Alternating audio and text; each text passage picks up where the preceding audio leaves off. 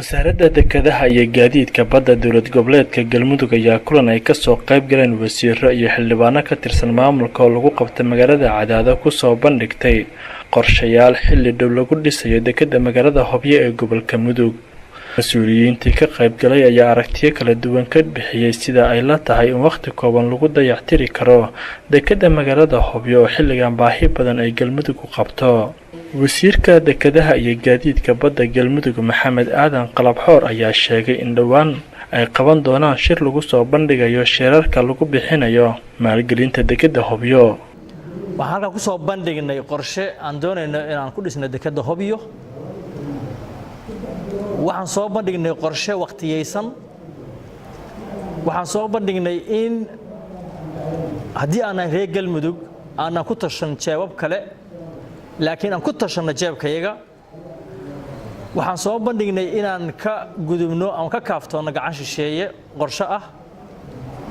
waxaan ku adagnahay oo boqolkiiba boqol aan adkaynaynaa oo aan hubnaa inaan ku guuleysanayno haddii Ilaahay nala garab galo in aan anagoo isku tashanayno reer Galmudug ah in aan dhisano dekedeena waliba waqti dhow inaan dhisano haddii Ilaahay idmo 20 Oktoobar ama bisha Oktoobar ee soo socota 20keeda ayaanu shirweyne ku baaqnay in lagu qabto magaalada Hobyo.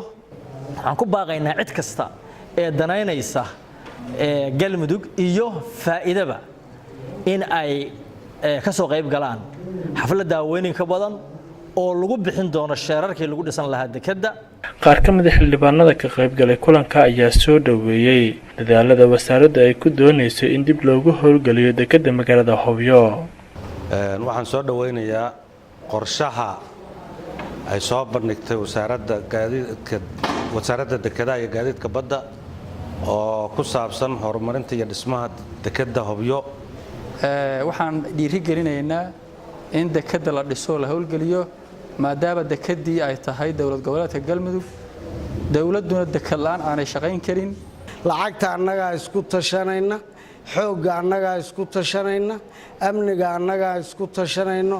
waxaan baaq u jeedinayaa ummadda reer Galmudug oo dalka joogta iyo kuwa dibadda joogaba Hobyo waa wax reer Galmudug oo dhan anfaca. Maxamed Maxamuud Waadan TV-ga caalamiga Universal Cadaado.